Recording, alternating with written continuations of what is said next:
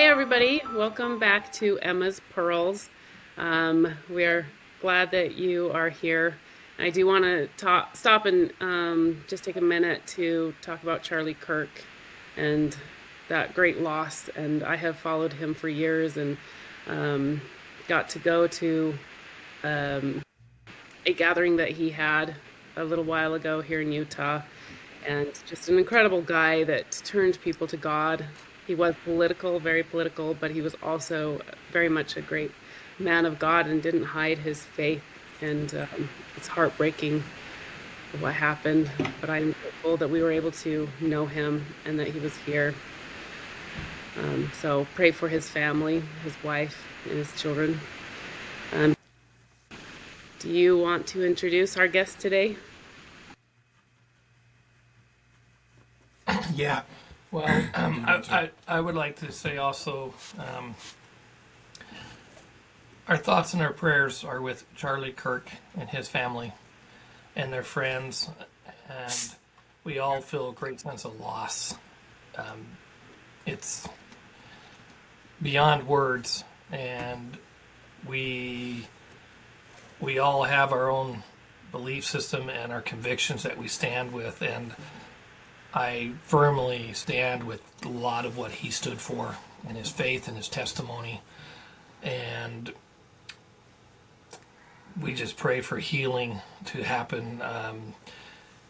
And I mean, when things like this happen, there's just no making sense of it. And when I was in the military, I wrote a poem once, which was not okay, but that's okay.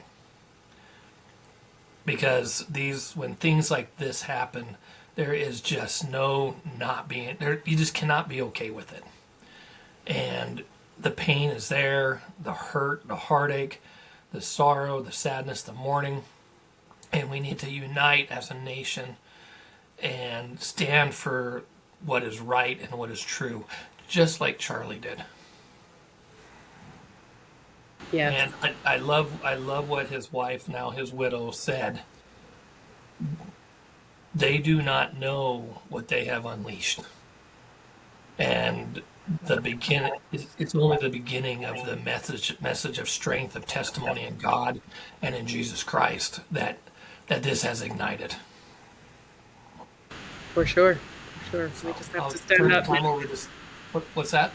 Just need to stand up now and be as brave as he was and speak for truth Yeah, and get involved.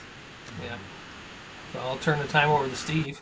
So I echo those feelings. Thank you for sharing. It's kind of interesting to meet together, and discuss and get to know Gary a bit better at the heels of an event like this. But Gary, you're someone I really admire and who you are and all the things that you've accomplished. I've gotten to know you a bit. I had a chance to visit with you and get to know a little bit more about your history. So I wanted to ask if you could maybe introduce yourself, who you are, kind of your lineage through Hyrum, and talk a little bit about that, and go a direction you want to go in, and then I've got questions here. We've got questions we can ask if you want to proceed that way. Okay, first I want to make sure I introduce my wife, who is here, Elizabeth Shaw Smith, who is the angel in my life. And yeah, my lineage from Hyrum, I am the third great grandson. There are a lot of third great grandsons or second great grandsons of Hyrum, but mine comes through the oldest son lineage, from the oldest son from Joseph Sr. down through my father to me. My father was the last, they called it patriarch to the church. Previous to that, it was presiding patriarch to the church, and he was put on emeritus status in 1979, was it? 79? 78? No, 79. 79. And my thought was that even though he was put on emeritus status, his emeritus status was so unique that the office really didn't change until he died. And I could go in more detail, but not now, maybe.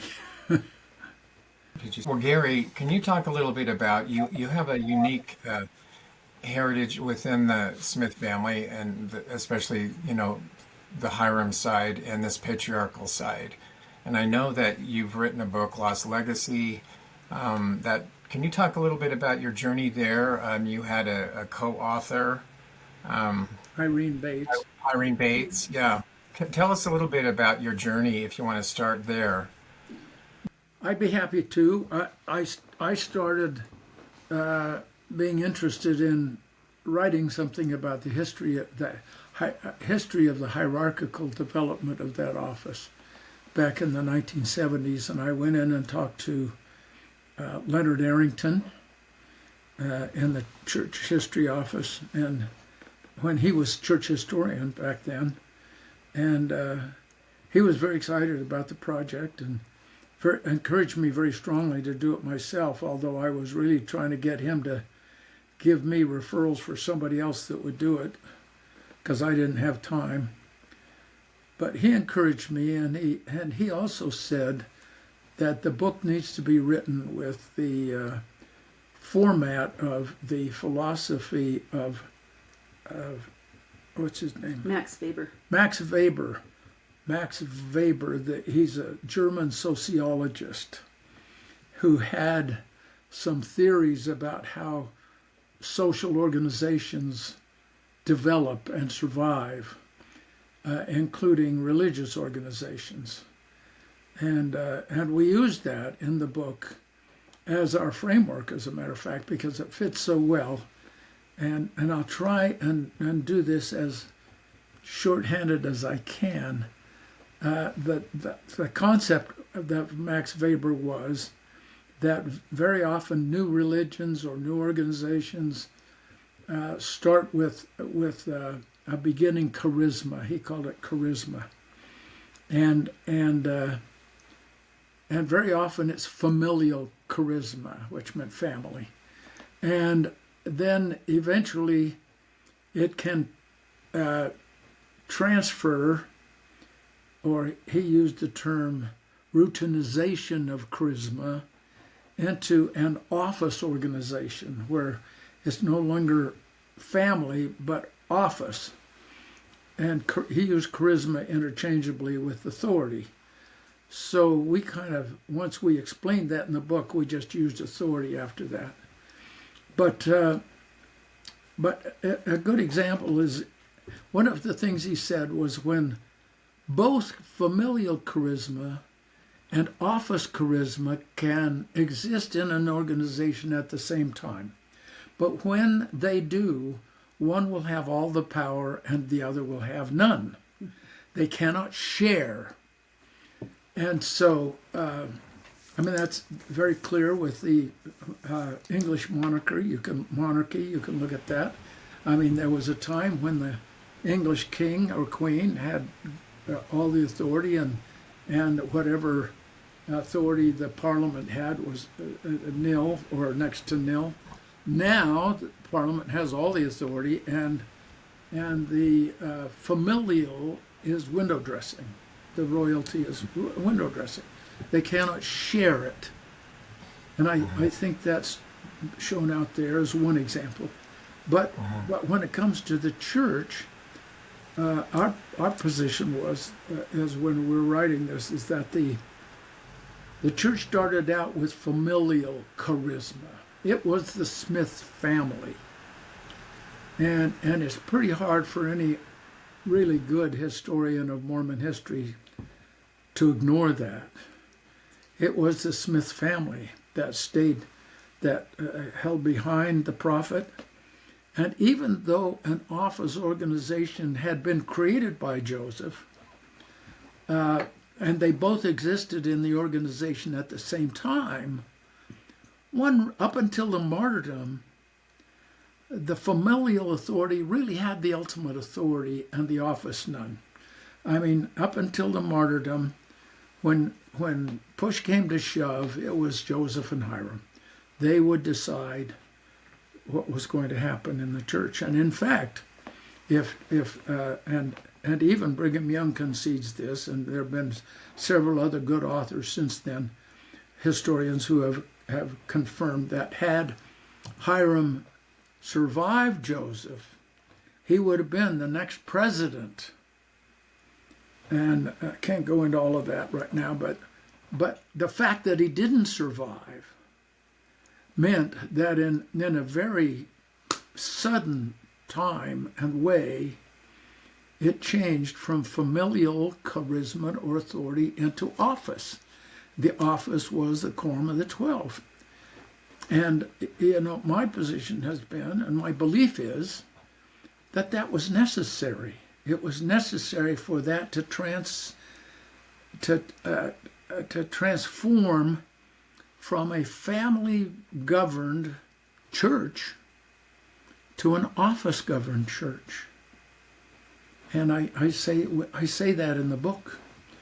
That and the problem was you had this office of patriarch that was supposed to come from oldest son to oldest son, and Brigham Young knew that, and all of the brethren knew that, and there's scriptural authority for it, and not just traditional. And so you have the Quorum of the 12 taking authority as officers, and this kind of tangential office off to the side of patriarch carrying on the familial role, but with no authority at all, no authority like it had before the martyrdom. Presiding patriarch was merely one who gave blessings. Can you explain to us? Could you tell us the kind of how that worked after Hyrum died in your family line? Could you explain that? Because I know there are probably people watching that don't understand how that worked. You want me kind of go down how the officers, yes, leaders of the office? Yeah, sure. Yeah, after Hyrum and Joseph were killed, the oldest son of Joseph and Hyrum were 12 years old. These two cousins, who loved each other for the rest of their lives, were the same age. They're both 12 years old. The oldest son of Joseph, the oldest son of Hyrum, John, and Joseph III. They were 12 years old at the martyrdom, so you can't make them presidents. So that's out of the picture. So for Joseph III, he had to wait till 1860 before they could push him into that position. And for John, they felt like they needed to have a successor patriarch, and so they picked the next nearest relative who held the priesthood, and that, of course, was William the brother. Because the brother of Joseph and Hyrum. Yeah, the brother of Joseph and Hyrum. So he's back in East at the time of the martyrdom. Doesn't come back until May of 1845, and by that time, the Quorum of the 12 have firmly established their position as leaders of the church. But when William comes back, his argument was rather interesting. He said, and I'm paraphrasing, I don't think he ever really said it this way, but I think he could have said it this way. He said, look, I am one of the 12 apostles.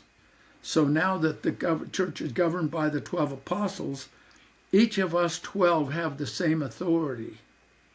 However, you just made me the successor patriarch to Hyrum, and in your blessing, you're saying you're giving me Hyrum's position.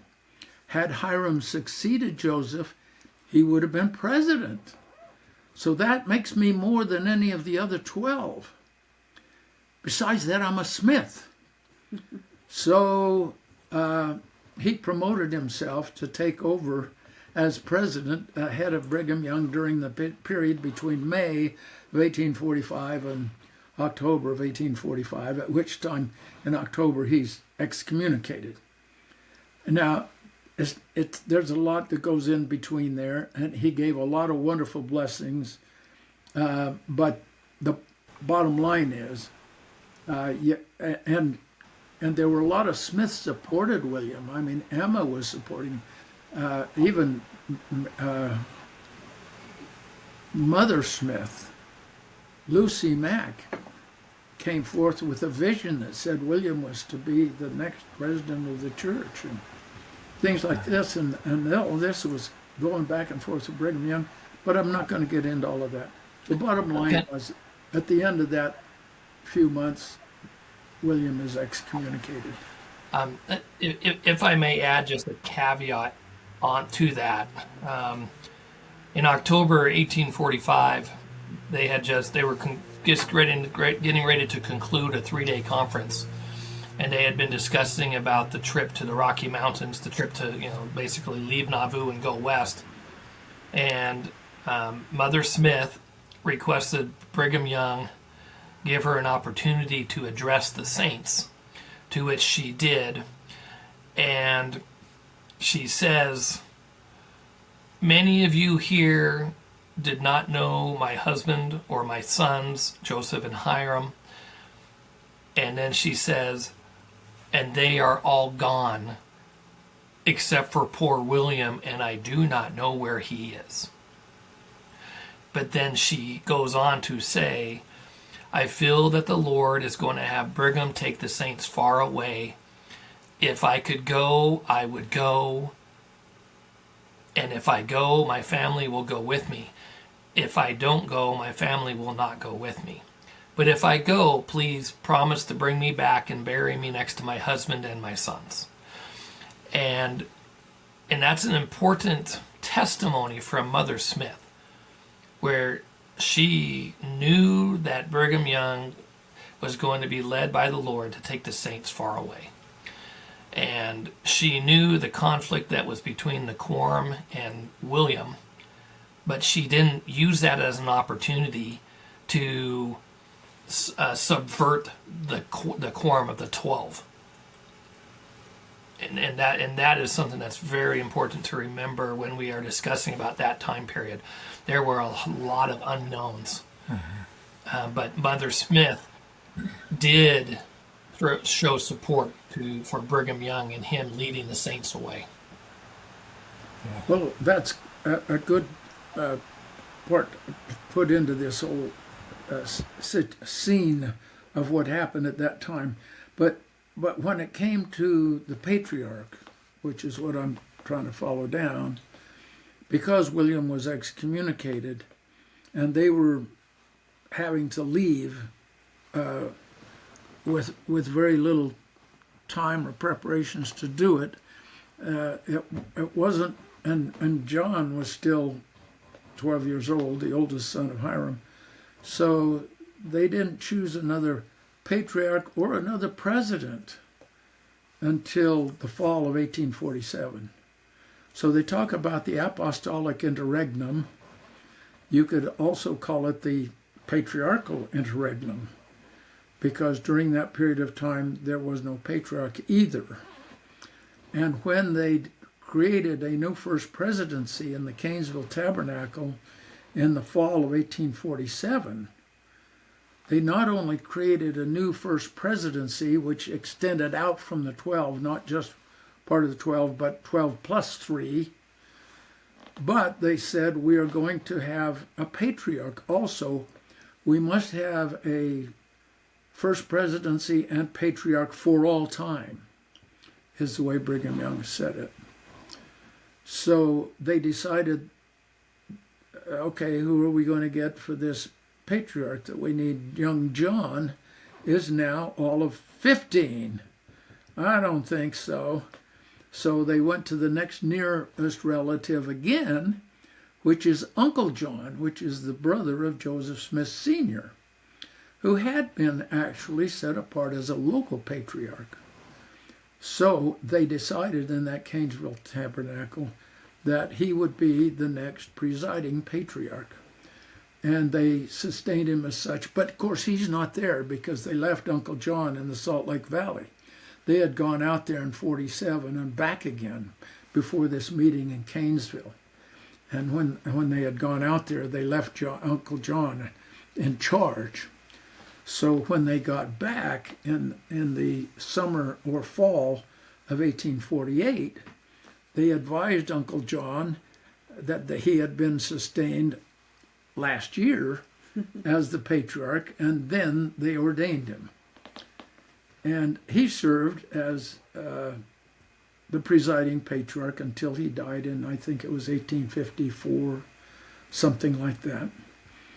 At that time, young John, talking about the son of Hyrum, is 22 years old. Same age, incidentally, as Joseph III at this point. They're within 2 weeks of the same age. He's 22 years of age.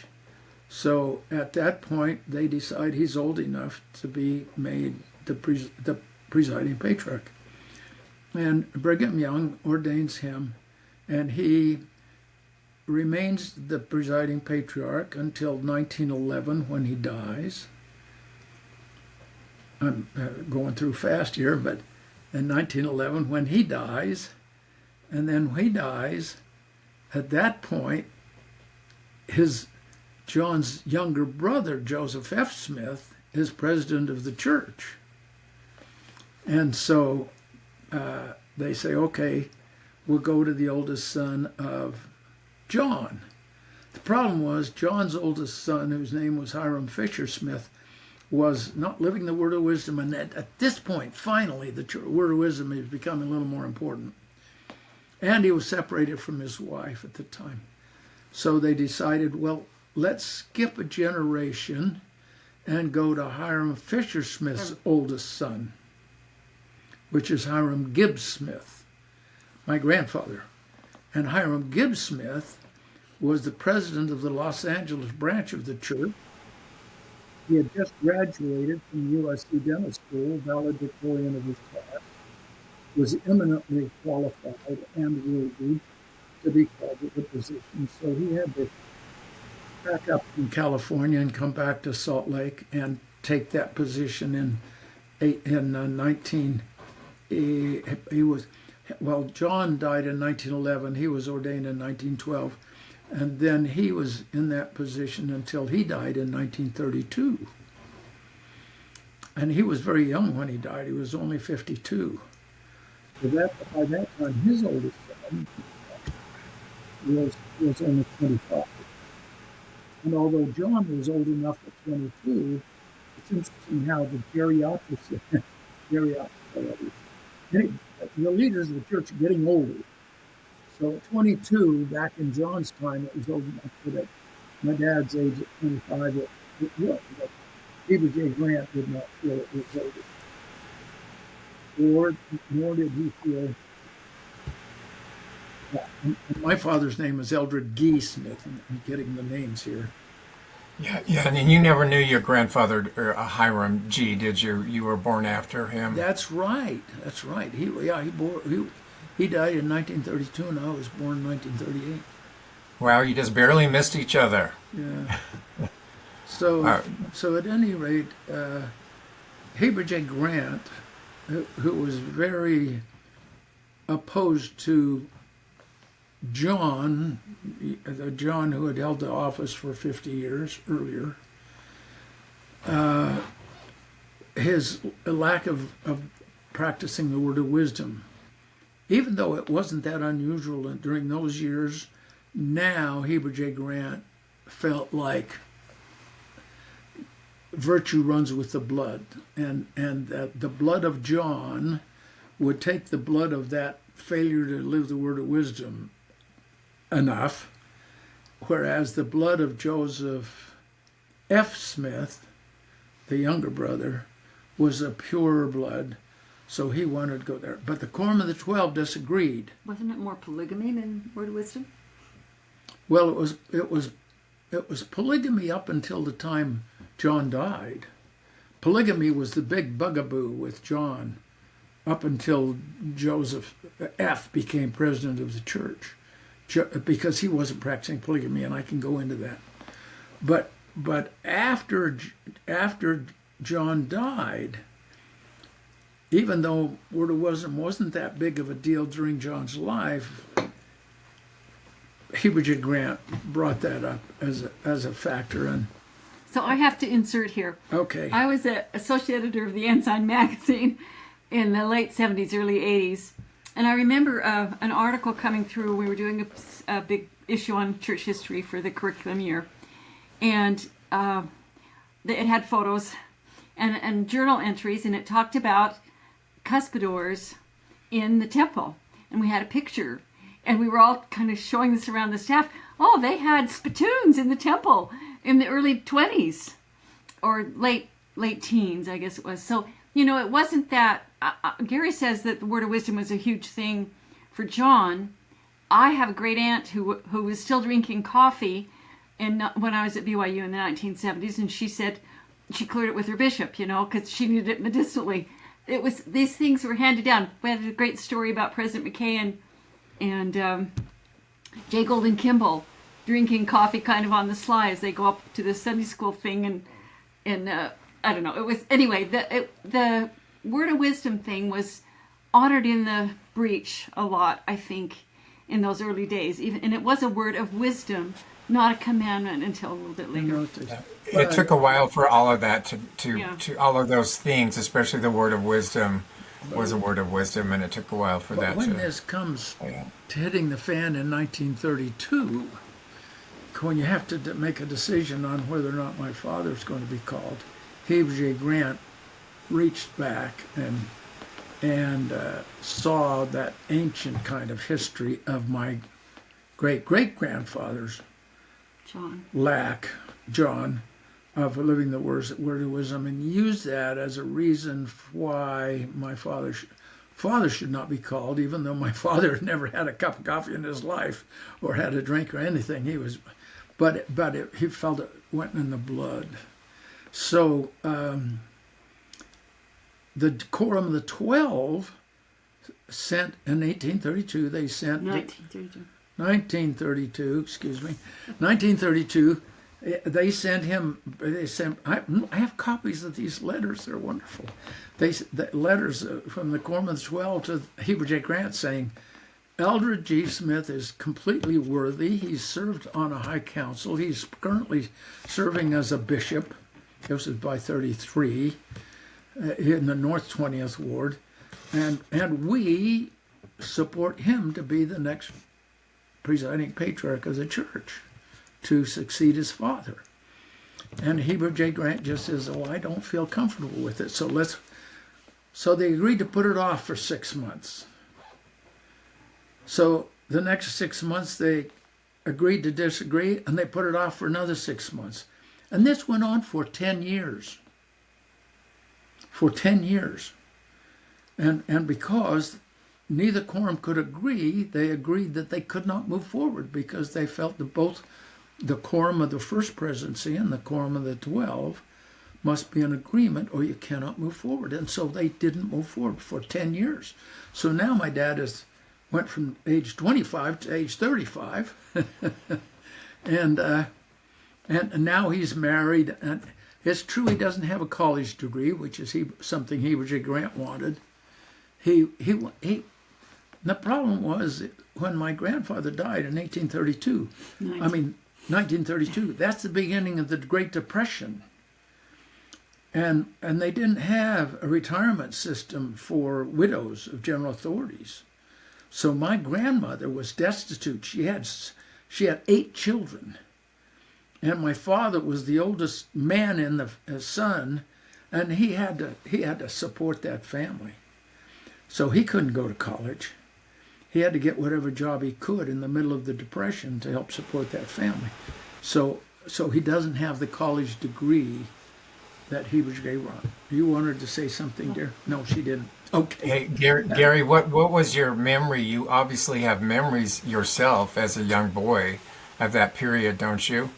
Do you recall that, or were you too young? I wasn't really aware up until that point. At that 10-year point, I wasn't aware. At that point, we're talking about 1942. Mm-hmm. I mean, World War II is now started. It's starting and it's going. And my dad gets a job in Oak Ridge, Tennessee, as part of the Manhattan Project, where they're developing the atomic bomb. as a design engineer. And so we moved down to Tennessee. And so, I have some wonderful memories of living in that very secret town where all this was going on.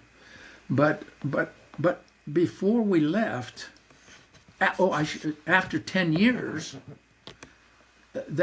after 10 years, they finally decided to compromise. They would call someone who's a descendant of Hyrum, but not through the oldest son line.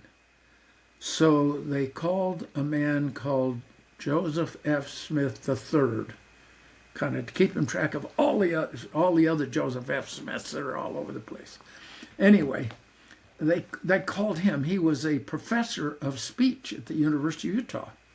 He was a man with credentials and apparently good qualifications. So they called him, and that's when my dad decided, okay, it's not going to happen for me, so I'm going to take this job down there in Oak Ridge in Tennessee, and we'll go down there. So we went down there for 4 or 5 years, whatever it was, and it was a good time. And he became the branch. He created the branch of the church down there in Oak Ridge, Tennessee, and became the branch president. And then in the fall of 19, I'm a 19th century guy. In the fall of 1946, George Albert Smith, who is now the president of the church, because Heber J. Grant has passed away, and George Albert Smith is the president of the church, he calls my dad in Oak Ridge and says, we think you should come back to Salt Lake. So we come back in the winter of 1946. And my dad is called to be the new patriarch of the church in the April conference of 1947. So, that's the first time I really became aware of this whole thing. You asked me, when did I become aware of all of this? When he was called, I was just 9 years old.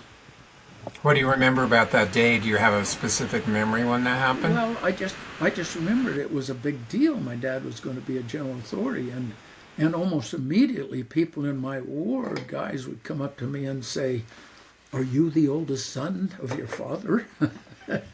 And I would say yes. Unfortunately, I had a younger brother who got asked those same questions, which was a little embarrassing for him because they didn't show as much interest in him after that. But for me, they would say things like, you have to be really good because you're going to be a general authority. You're going to be a prophet, seer, and revelator. You're going to be the patriarch of the church, da-da-da-da-da. And this was, my parents didn't explain any of this to me. So after hearing this from these third-party sources, I went to my mother. I don't remember ever talking to my dad about it, but I went to my mother, and she, unbeknownst to me at the time, of course, she was aware of this 10-year period when it was set aside from the line and how difficult it was and all of this. So she knew this was not anything I should plan on. But I didn't know that she knew that at the time. She just said to me, do not plan on this. This is not something that you should ever, ever, ever plan on. And it's not appropriate that it should be something. But be worthy of it. Be worthy of it, but don't ever expect it. Don't plan on it. Don't expect it. Be worthy. I do want to ask while we're on this younger area time frame, what was it like growing up? And I'm assuming you knew your descendancy, but what was that like for you as a descendant of Hyrum? Well, once my dad was put in that position, then it became more of a reality. I knew about it before because my dad had these Hyrum artifacts, and he would put Hyrum's shirt on us, both his temple shirt and the shirt he was wearing when he died. And we'd put them on and take pictures, and he'd give firesides showing these artifacts. So I knew I had this Hyrum ancestral thing that was part of our family. But it was only after my dad was put in the position that people would all through high school into my mission, people would say, so you're going to be the next patriarch of the church. If they ask you to take it, are you going to take it? And that was always a hard thing for me to answer. And a lot, sometimes I'd say, well, I'm not, I don't know. I simply don't know. It's not a question I can answer.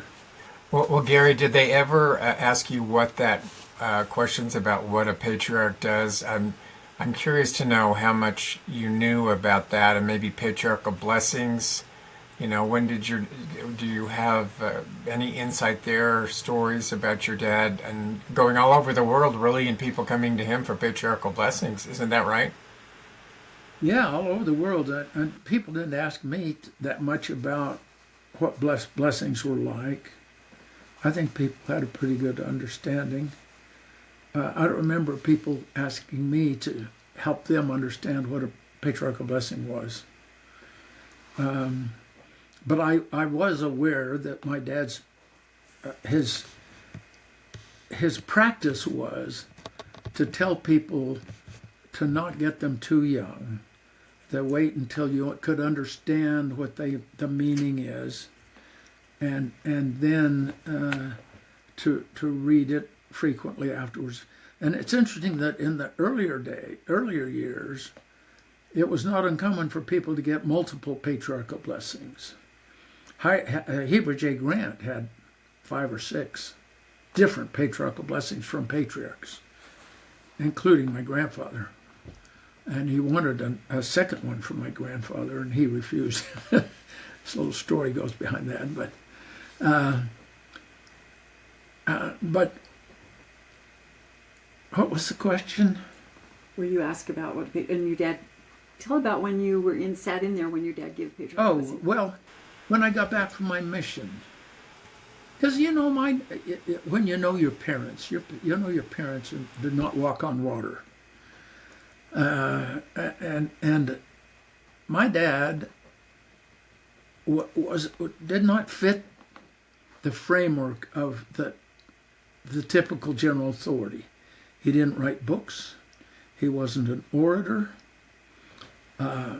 He hadn't had an education beyond high school, really, a little bit of college. And so I understood, and he was a great deer hunter and a pheasant hunter, and I loved going with him for these things. And he was an engineer. He was an amazing engineer, natural.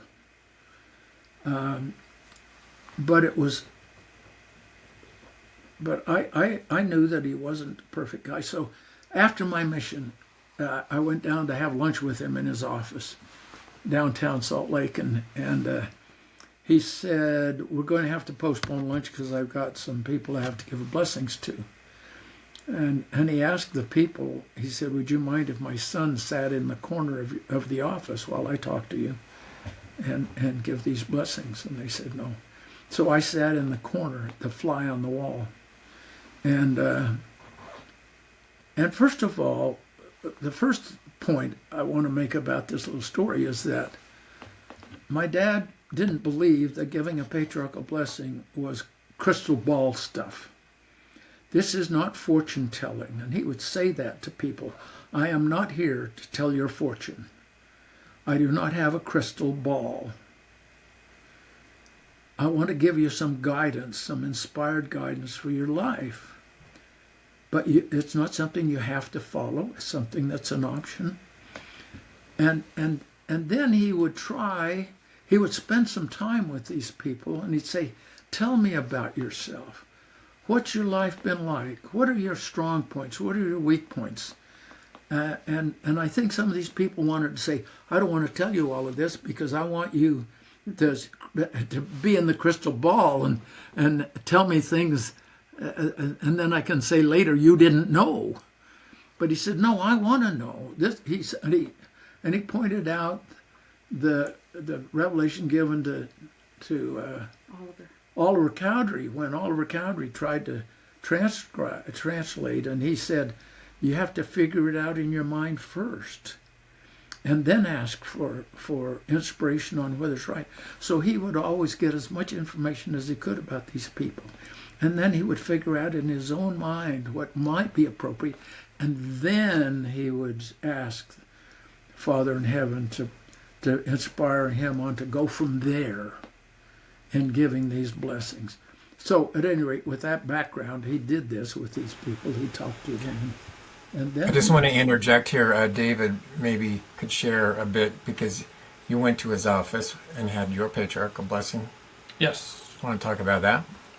Your memory of that? That was like... I've slept a lot since then. You have? Yeah. He has a great picture with your dad in his office when he got his patriarchal blessing.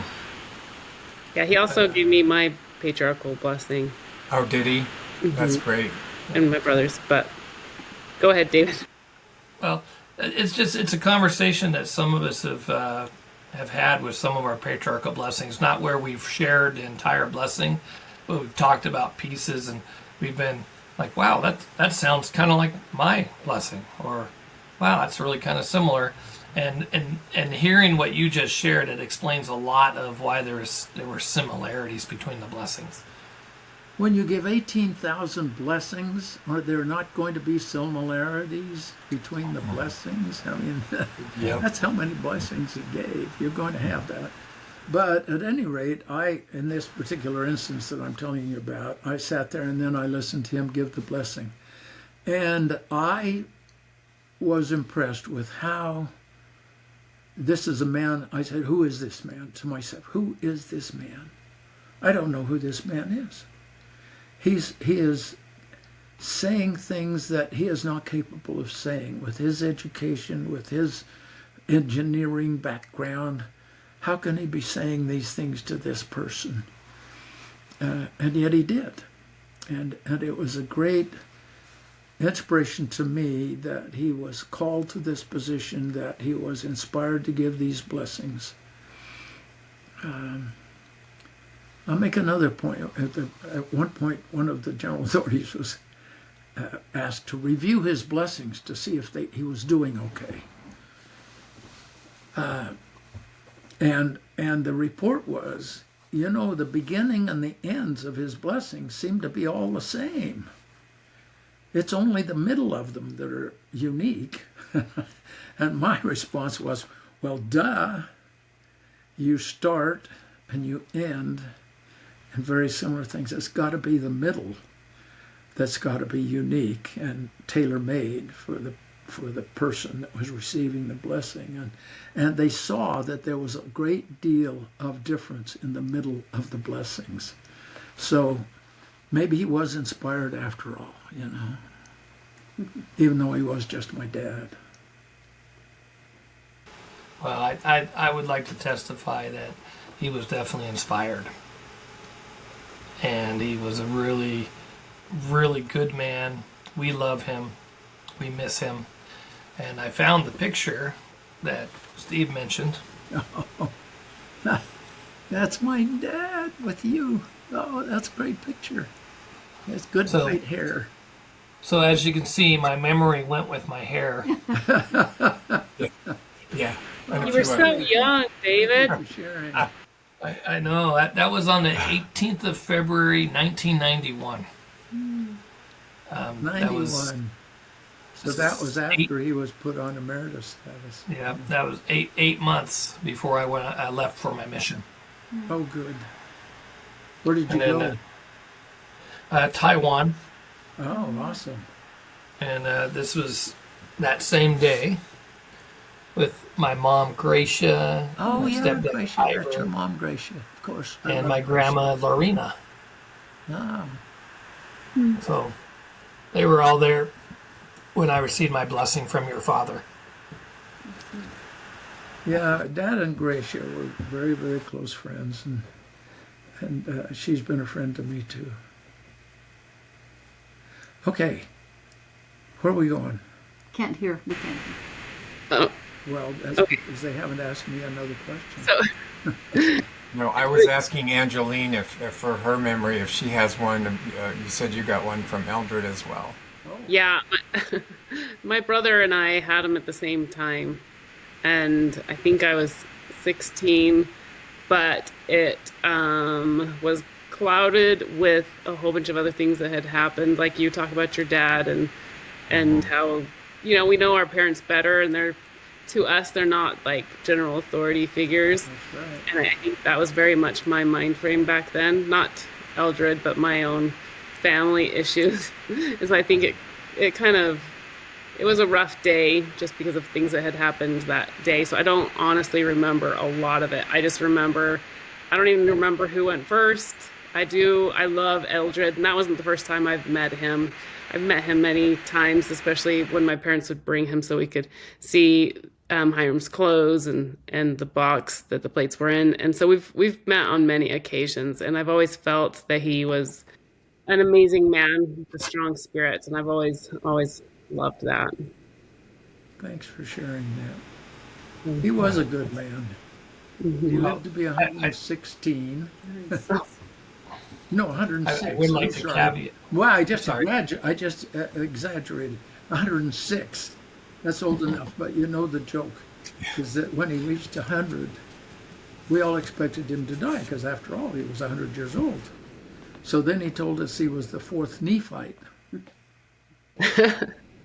And That's of too course, funny. then we didn't expect him to die.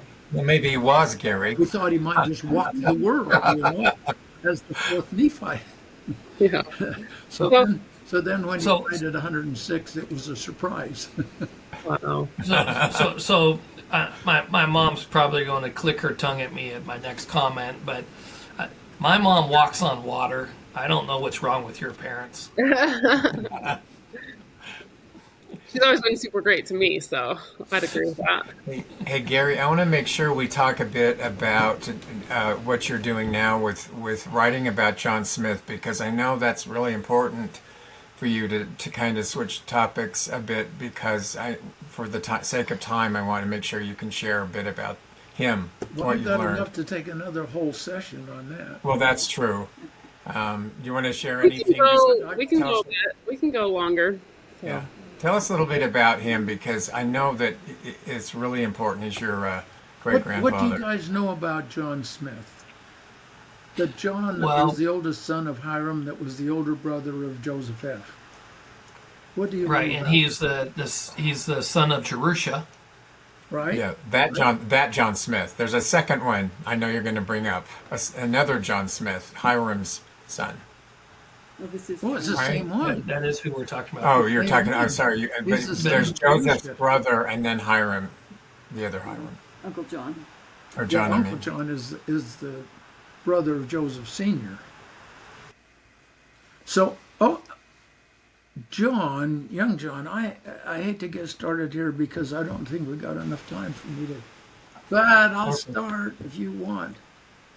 Well, Young can John, I? he's Can, born at the same time, within a couple of weeks of Joseph III. And it's interesting to watch their parallel lives. And in the biography that I have written, I track how they interact over their entire lives. And it is amazing. And Alexander, too. I mean, he and Alexander were fast friends. Whenever Alexander or David or Joseph III would come to Salt Lake,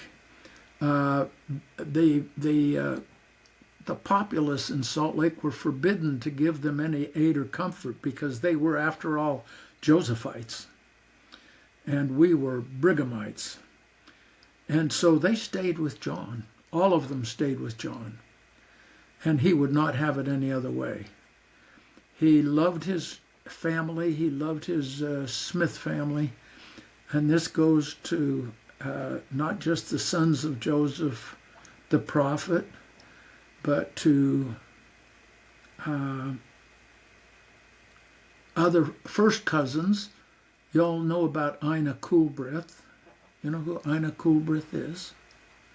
Ina Coolbrith is the daughter of Don Carlos and Agnes Moulton Smith. Don Carlos Smith, the brother of the prophet Joseph, he died before Joseph was martyred. But he had a daughter that was born just after or just before he died, and she never knew him, named Donna Josephine Donna Smith.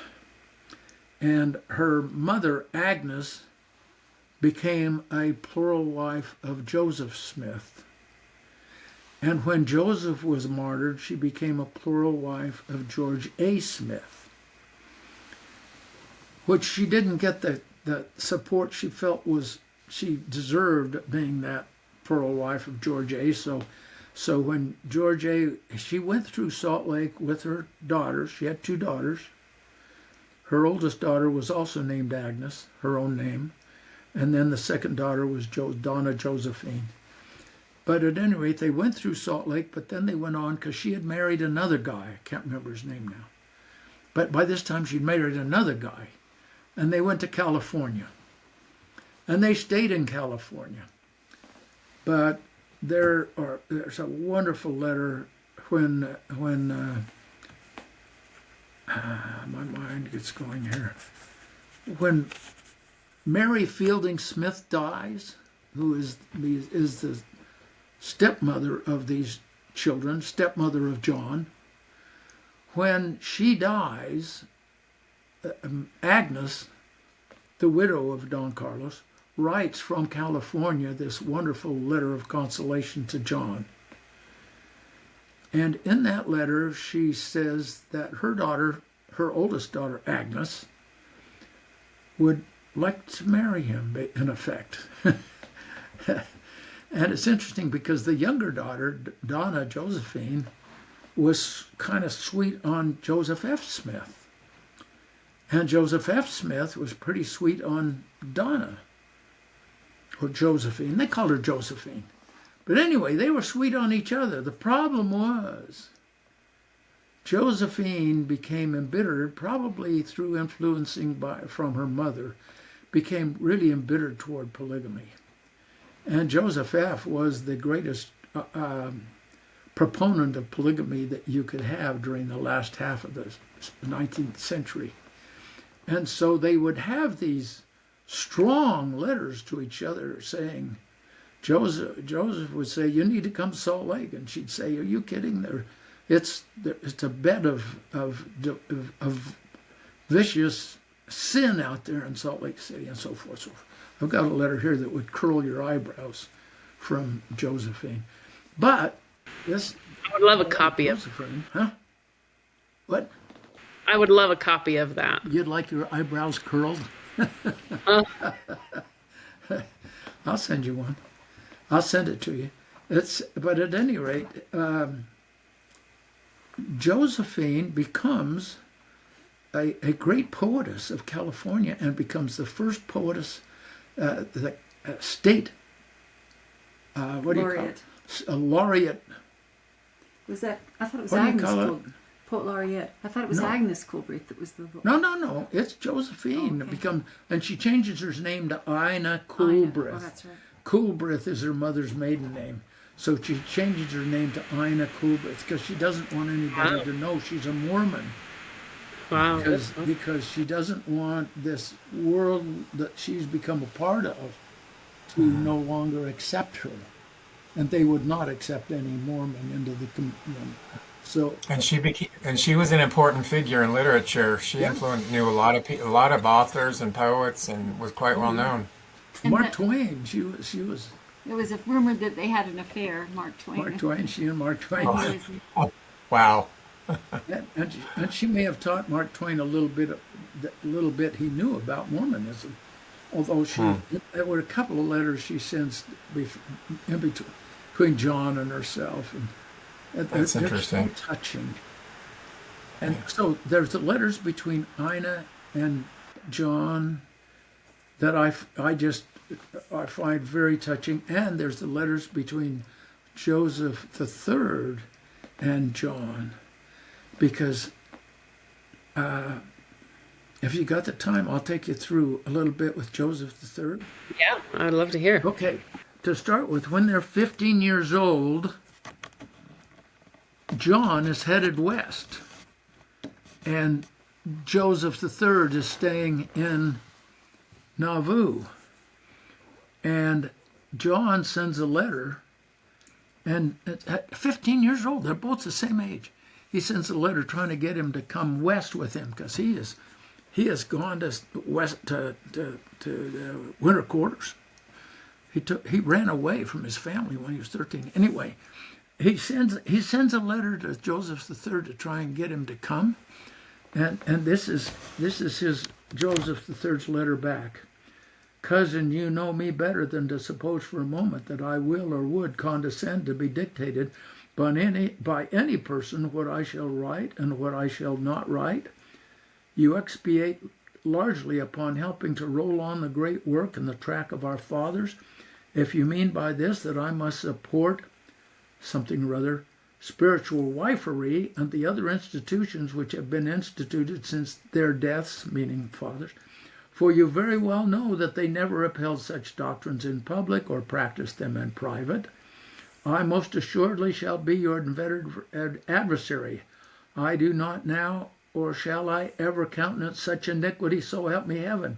You perhaps do not want to change your situation at present time. We'll show, and the Lord judge between you and me. And I think, and I'll take you to the next step. So that was in 1848. That's in 1848. Then, now they're 28 years old, these two cousins, first cousins. And John writes again to him,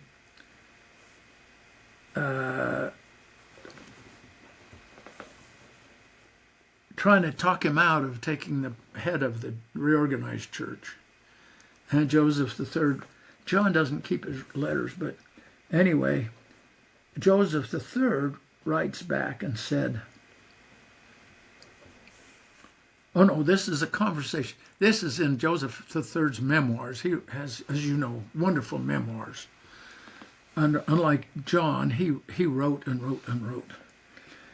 And he said, I clearly recall a conversation which took place between us, meaning John and Joseph III, in 1860 on the day before he started back west. How he got there is another story. In soberness of spirit that day, he invited me to come to Utah and make them a visit. I was cutting wood in my yard at the time he made this request, he standing nearby and chatting with me. For a while we talked rather idly about the possibilities of such a visit, and then I asked him if he thought I should be safe in making it. He answered that I thought I would be, and that I would be courteously treated by the leaders out there. Then I asked him if I would be free to express my opinions to the people, to which he replied that he thought that would depend largely upon the circumstances and the places. Then I put this direct query. Cousin John, suppose I should visit Salt Lake City and should be invited to speak from a public stand. Would I be safe to expressing my opposition to the doctrine and practice of polygamy and plural marriage, and in freely stating my opinion in reference to them and their origin?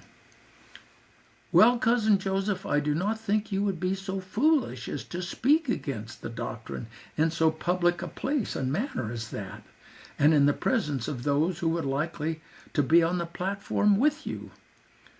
I dropped the axe I was using, said Joseph, and with all the force and fire and love of freedom which I had inherited from my New England ancestors, at once awake and alert in my soul, I exclaimed, Cousin John, I am a free man, was born free, and my opinions and my tongue are my own, and I am telling you that if I should be asked my opinion about polygamy and stood in a pulpit along with Brigham Young himself, I should speak it out plainly and unmistakably as I would to you here and now. He looked at me steadily and thoughtfully a moment, and then said soberly, I think you'd best not go out to Utah yet. That's a great letter. Well, that's Yeah, that's a memoir from Joseph the Her Third. memoir. But it's funny that you bring that up because I was just going to share that exact conversation.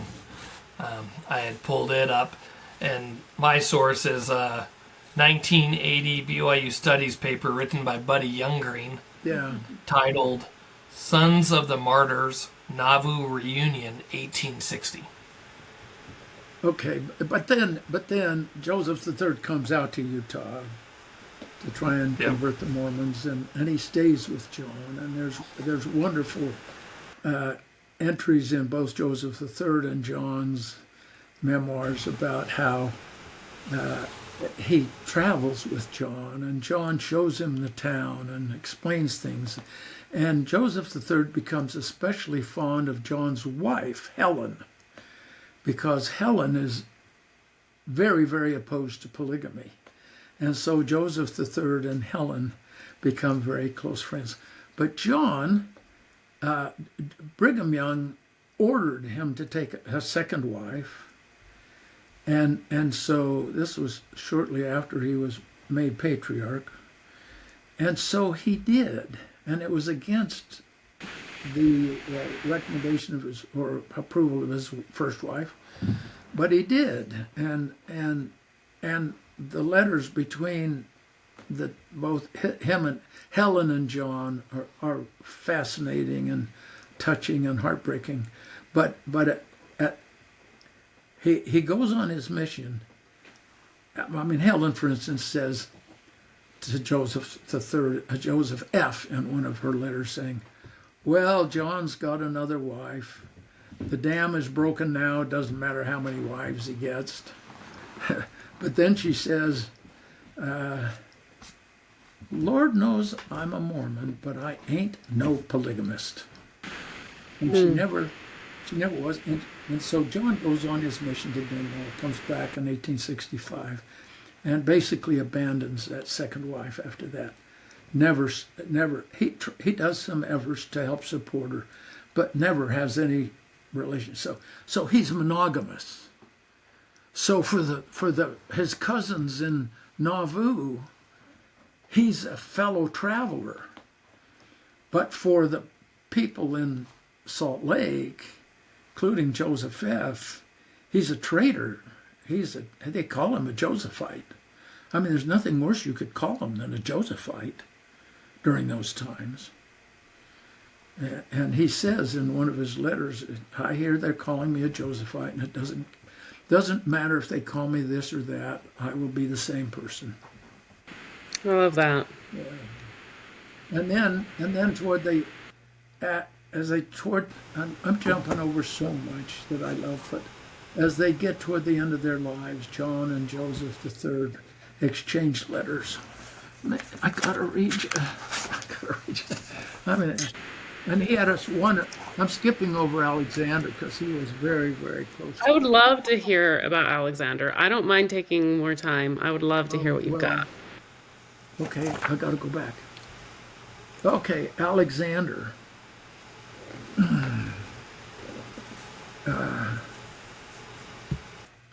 You know the story about Alexander coming into the valley and him trying to keep it quiet kind of thing. Yeah. So I don't need to repeat that. Actually, you Funny might need story, to but- for the viewers. I would do it for the viewers. They Okay. may- Well, he's Hey, Gary. he's coming in. Gary, Yeah. I would love to come and visit your house someday and check and see what records and letters you have. It would be a wonderful opportunity. Well, I've finished the book, the biography of John, and I'm trying to get it published. And I haven't been formally accepted by a publisher yet, but I'm working on it. And I'm really looking forward to getting the book out because it's so interesting. But It's a great place. I've been there. It's wonderful. where? Just where you're sitting in your office is great. In my office. Okay. Yeah. Well, your house, you've got stuff everywhere. So, But it would be compared to my mom's house. Well, they're different. so when Alexander's heading out to the West Coast on it, I think this is his first time out to Salt Lake. He's traveling with this group, and he goes by the name of Alexander Hale. He doesn't use the name Smith because he doesn't want to be recognized. And within a few days, the captain of this group he's riding with comes alongside him and says, "Where did you say you hailed from?" "I came from the state of Illinois." "What part of the state?" "The western part." "What county or town, may I ask?" "Certainly, sir. I came from Nauvoo, Hancock County." "Ah, I thought so." Alex confided in his journal, "We understood each other." And then he comes into town, immediately meets with John, and stays with him. And it was, let's see here. I know that, and John writes a letter to Emma. Did you know that? Did you know that John wrote a letter to Emma? You shaking your didn't. head yes? I didn't know. Have you got it there? Well, I do. It's a question about whether or not he ever mailed it, because why Oh. else would I have it if he had mailed it? Well, that's true. So there's a question of whether he mailed it, but whether or not he mailed it. He wrote this letter to Emma, and here it is. Do you want me to read that? Yeah. Yes. Yes, please. Dear Emma, you may think it strange to receive a letter from me, but strange that it is, I seat myself for the purpose of trying to scribble a few lines to you to let you know that I am yet on terra firma and have not forgotten you, neither have I forgotten any of the relations in the part of the country, notwithstanding I seldom write to anyone there. I received a letter from Lo and Emma a short time ago. They're all well and so forth. I'll skip a little bit here. I had a very good visit with Alexander, with one exception, that his stay was too short. He made his home at my house while he was in this city. He had his likeness taken here by Edward Martin, and I have 2 or 3 of them. And I wish I had yours and all of the relatives who are in Illinois. I would also like Uncle William's, and I will ask where Uncle William is and what he's doing, and I wish I could see him. He loved all of the Smith family, he really did. I will send you my likeness enclosed in this, and I wish you would send me yours in return, for I want to fill an album with the portraits of all of the Smith family for my own benefit, for if I cannot see the originals themselves, I want the next thing to it if possible. And I have another request to make, that is, put on your thinking cap and study up the time of my birth. Hour, thus, I know it was September 22nd, 32, but I wish to know the hour and minute, midday, midnight. If you could remember, perhaps you could learn from Aunt Catherine or Lucy or Uncle William, please. If possible, and send me more. My love to all, in which my wife joins and believes me, as ever, your affectionate nephew, John Smith. And he visits these Aunt Catherine and these other relatives, the uncles and aunts of the prophet. He visits them every time he goes back and on his way to his mission. Then Alexander, after he stays in Salt Lake, Alexander writes to him shortly after he gets to San Bernardino. And he says, your very kind letter has been received, and da-da-da-da-da. And he says, I am thankful to you for your photograph, or send you mine. I'm glad to learn that you're free. It's interesting because I think the sons of Joseph always thought they could get John over to their side. And John, because he would never talk polygamy with them, he refused, because he knew that would create a bridge between their relationship. And so he would never talk polygamy. And so they thought that meant they could bring him over. But anyway, I'm glad to learn that you're as free as your letter seems to express, yet your answer to my question is couched in such an evasive terms that I am left in doubt as to your freedom.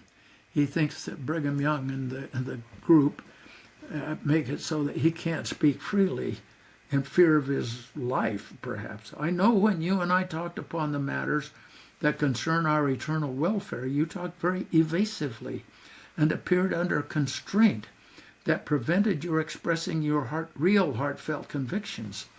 You have told me to write freely, and I'm going to do so, regardless of the seeming unwillingness on the part of some of my cousins to come right out and express their true and firm convictions and give their reasons for their faith. You well know I justify a judicial, careful course, yet I do not allow my manhood to entirely be taken from me by no man, nor said of men, nor yet combination of men.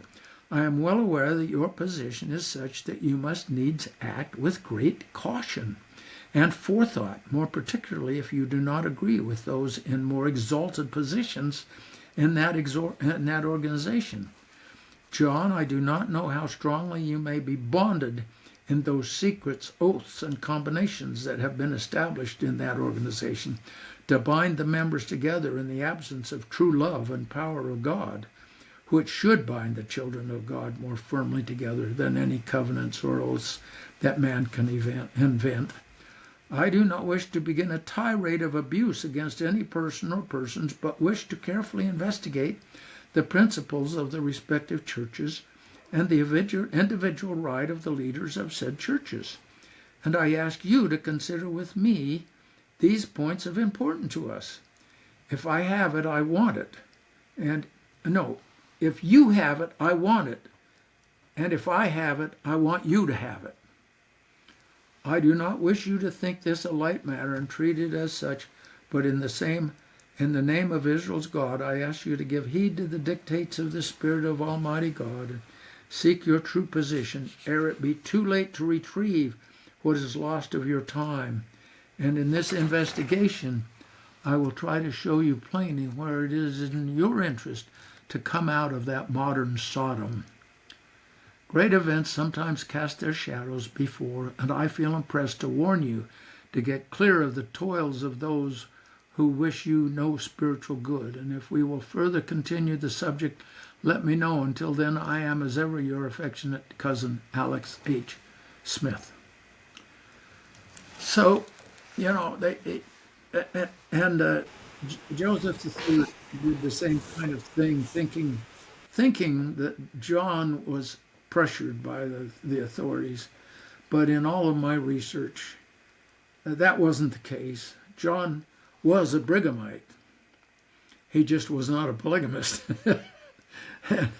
and that created a little confusion among the cousins when they got together.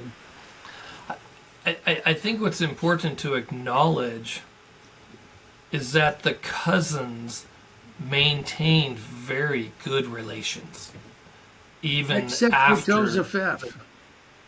Even after the divide. You can't include Joseph F. in that. He did not maintain good relations. He said nasty things about Emma and about Joseph III, and he was hostile. He was hostile. Well, Gary, what have you, if in writing your book and this research, and you finished it on John Smith, what have you learned about him? What came to light in all your research that you didn't know before? Well, I'm going to learn a lot, but one of the key things that you have to understand about this book is that John had glossophobia. Glossophobia, of course, they didn't know the term back in John's day, but glossophobia is a very severe fear of public speaking.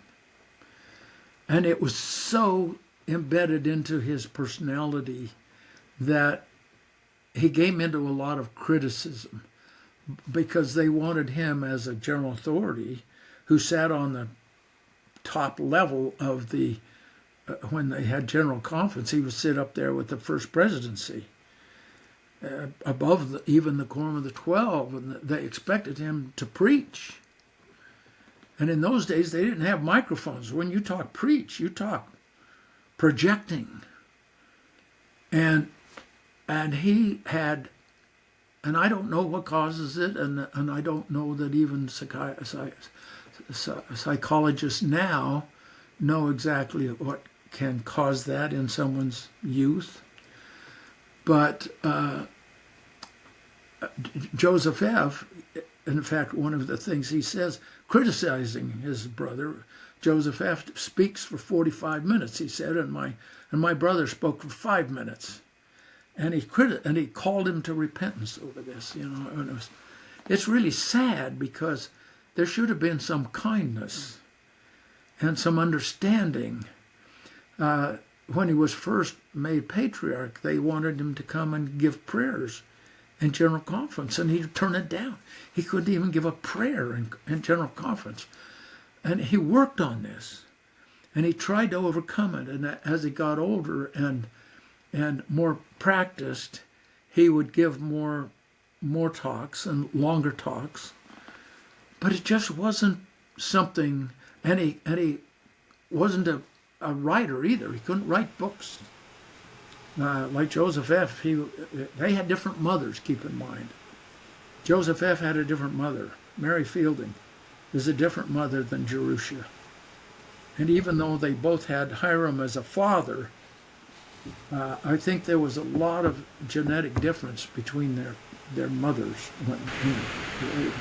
Jerusha may very well have been very soft-spoken and retiring. We don't know that much about her. I almost wonder if that runs in the family, because I have major fear of saying prayers in front of people. I can do a fireside, I can comment, but I cannot say prayers. Well, that's It terrifies me. And that should be understood by whoever. You make that known to somebody, and they should say, okay, I understand that. We'll work with that. We be kind, But he didn't get a lot of kindness. They wanted him. Brigham Young called him diffident, which is a kind word for what I would call glossophobia. So he was misunderstood. It sounds like that people just didn't, if they didn't understand, that's what was going on. But Yeah. it sounds like he had a sense of duty, though. I mean, he really was trying, from what I'm getting from what you're saying. It took him over a year after being ordained as patriarch, before he gave his first patriarchal blessing. Because he kept saying to his brother, I'm going to do it. When you get back from Hawaii, I'm going to give you a good one. And then once he got started, he gave 16,000 or something like that, patriarchal blessings. And in fact, the patriarchal blessing he gave to Joseph Fielding Smith Jr., I've got it in the book because Joseph Fielding Smith Jr. says what an inspired blessing it was, and how introspective it was into his life. And he would say that John would, before he gave the blessing, he would walk around the room and wait for inspiration, And then when he laid his hands on there, he'd wait. He'd have pauses in between when he gave the blessing, because he was very concerned that he did it right, and very fearful that he would do it wrong. Well, that's really an admirable trait. I mean, and how difficult is that when you are given you are extended a calling like that? It's just an assumed thing. Yeah. He did rise to the occasion. It took him time, it sounds like, but he did it. Yeah, he did. I mean, the biggest heat he took from the brethren in most of the latter part of the 19th century was over his failure to practice polygamy, and not only practice it, but preach it, and to go out and be a spokesman for it, as was Joseph F. And Joseph F. did not, and I know he became president of the church, and I admire him, and I respect him, He was a great man. I don't know if you've read Steve Taysom's biography of Joseph F. Smith. It just came out last year.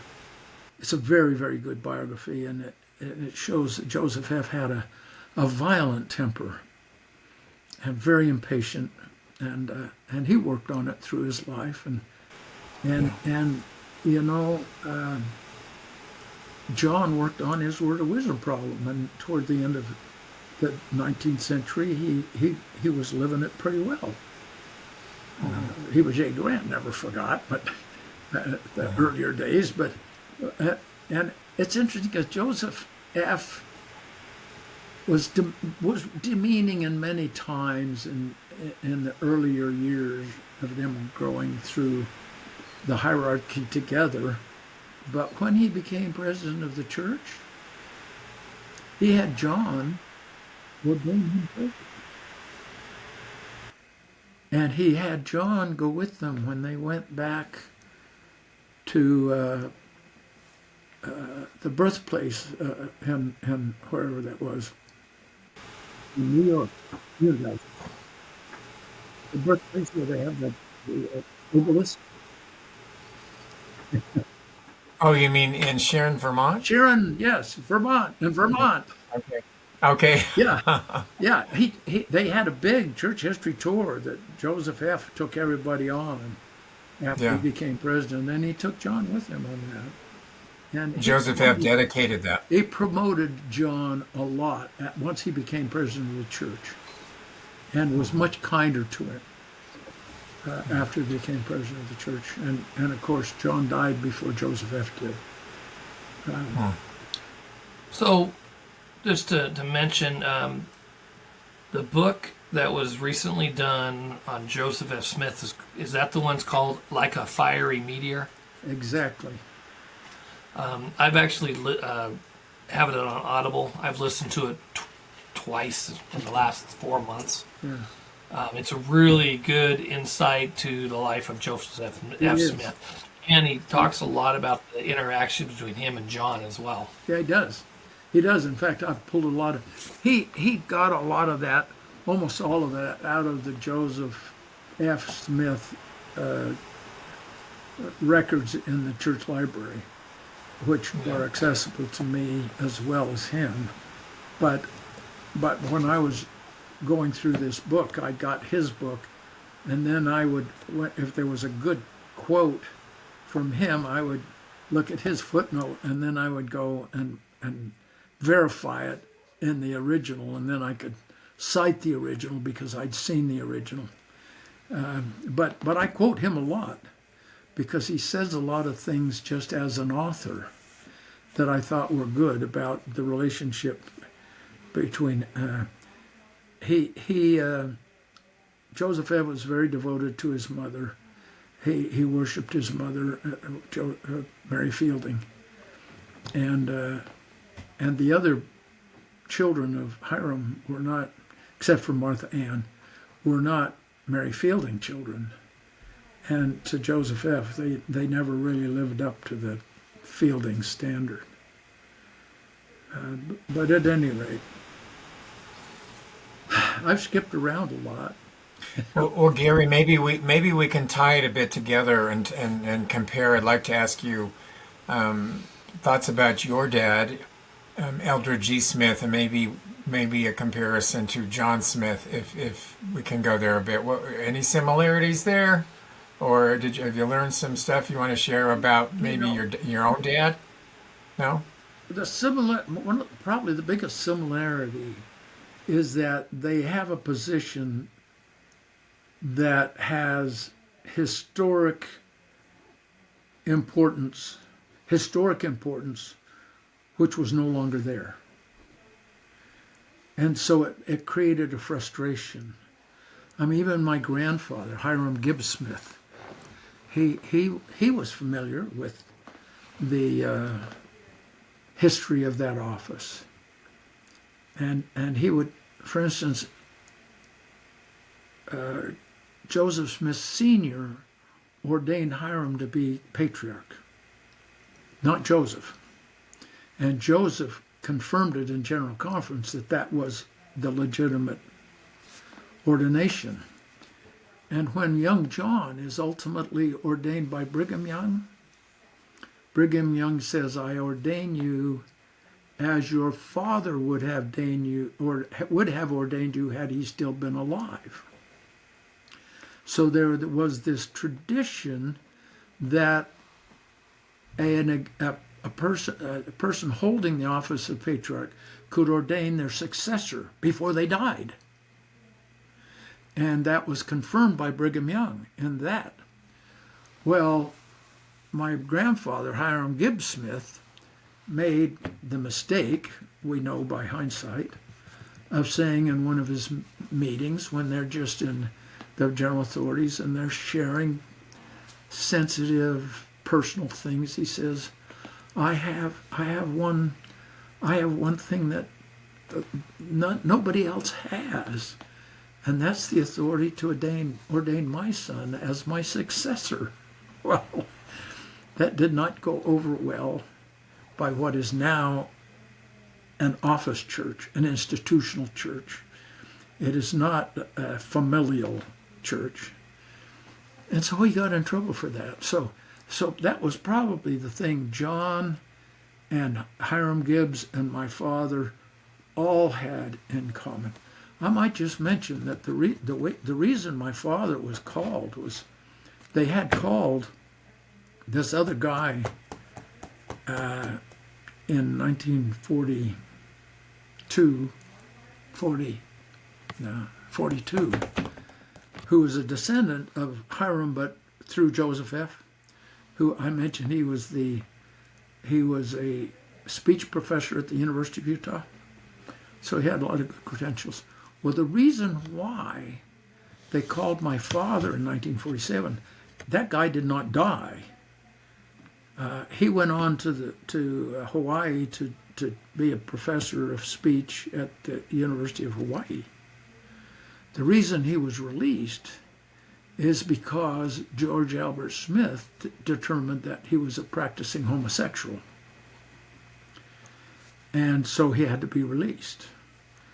And that's why the opening came up again for my father to come in there.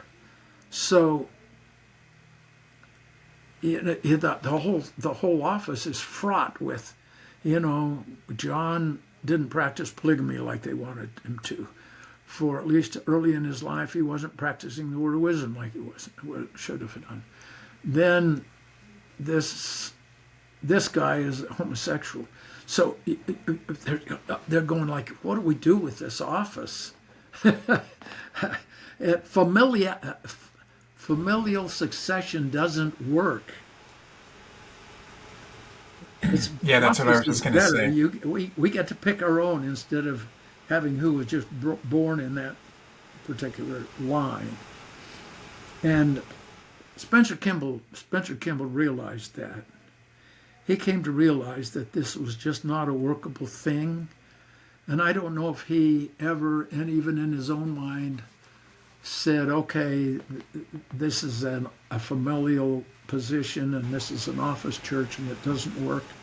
But he came to that same conclusion. And it's interesting to me that his biography, Spencer Kimball's biographer, Ed Kimball, he was a professor of law at the BYU Law School.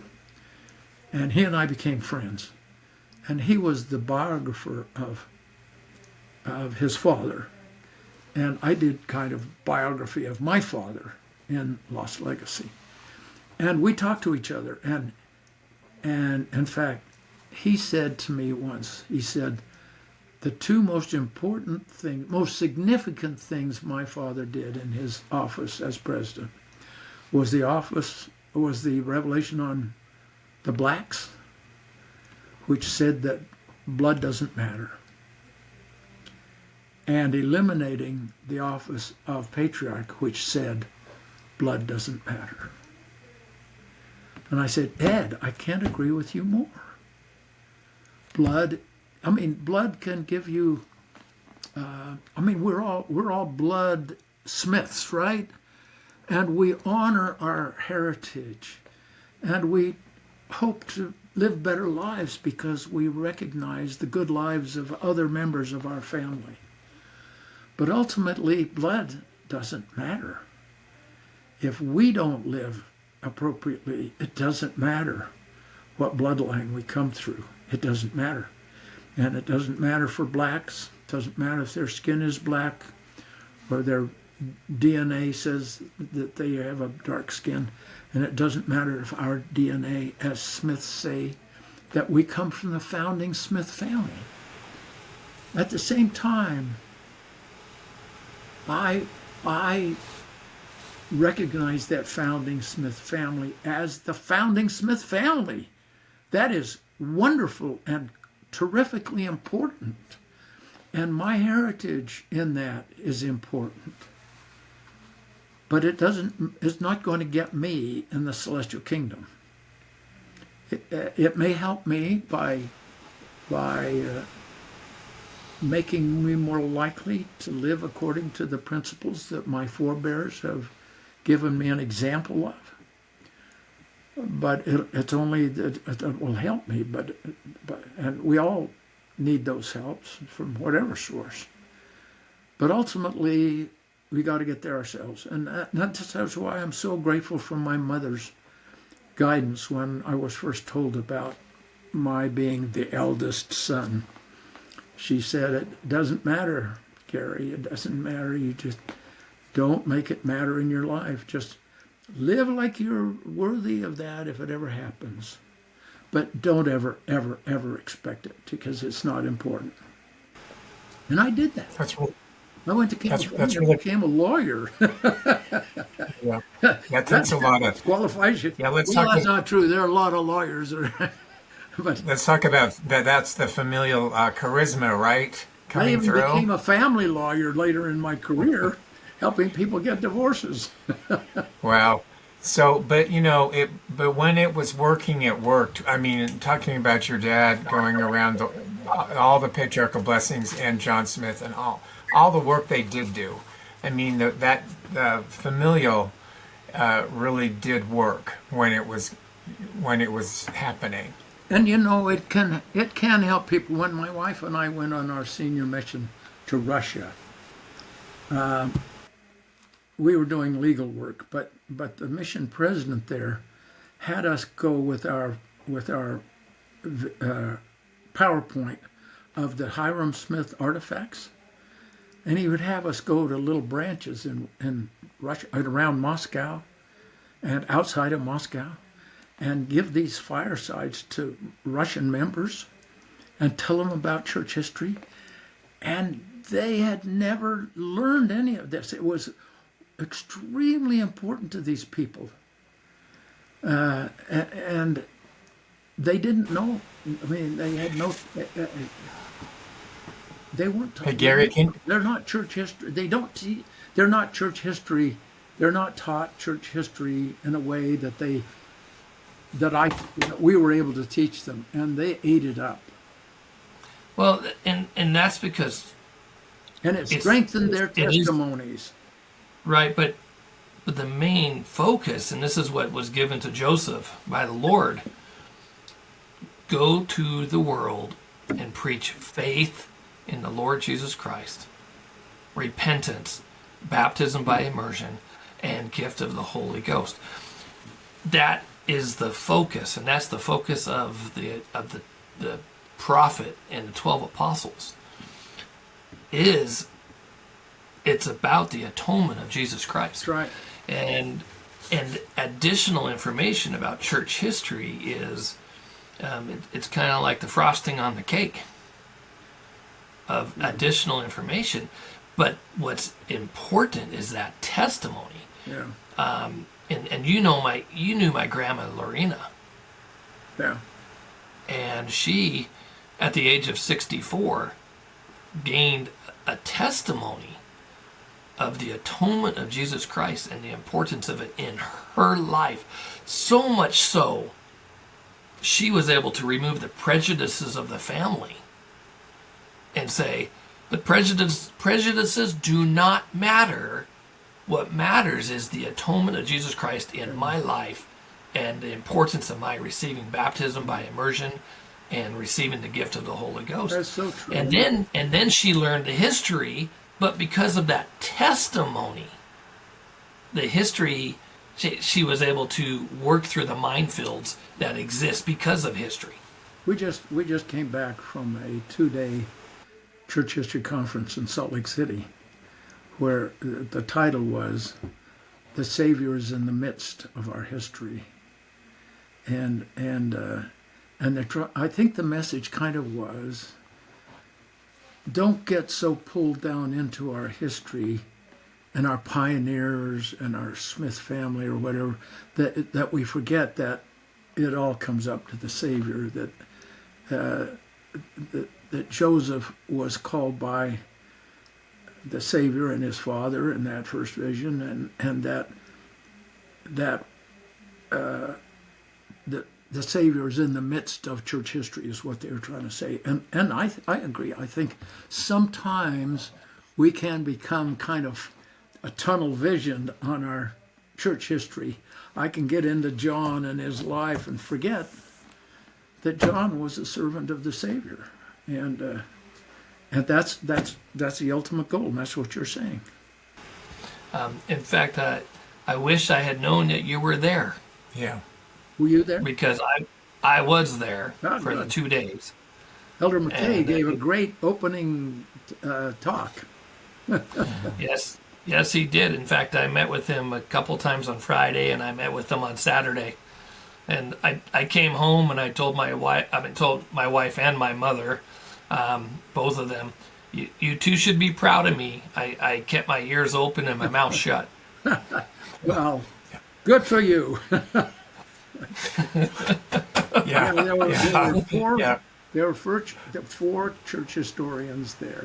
Elder McKay and Elder Snow and Elder Jensen and Elder whatever the other one was. Can't remember. But they were all there. Elder Curtis. Elder Curtis. Curtis, yeah. Elder Snow actually sealed my wife April and I just over a year ago in the St. George Temple. He's a good friend of mine. He has tried to get all of when he was an active General Authority, he tried to get all of the General Authority 70s to read Lost Legacy, my book.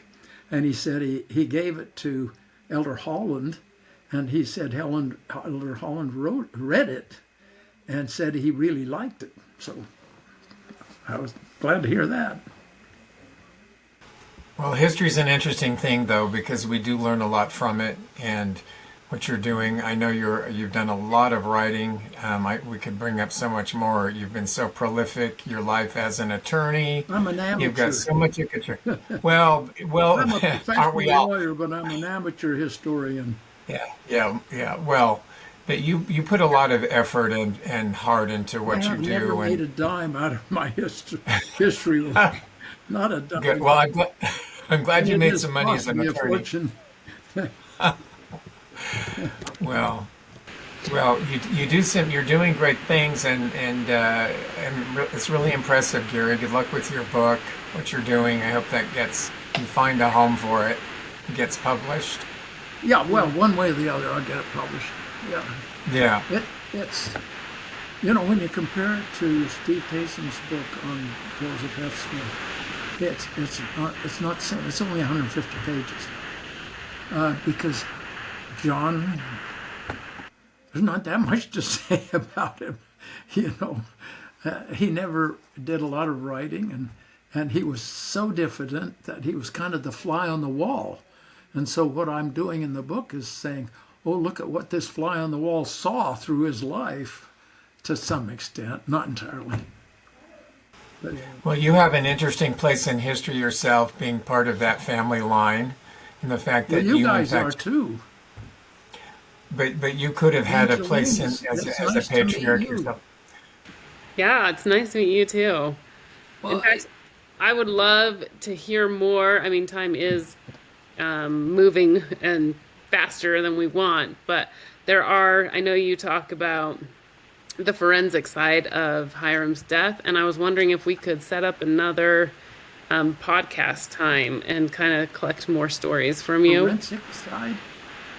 Yeah. Your did. your article on the martyrdom. Oh, I did. Yeah. I wrote and had published it, and it wasn't a Smith family thing per se.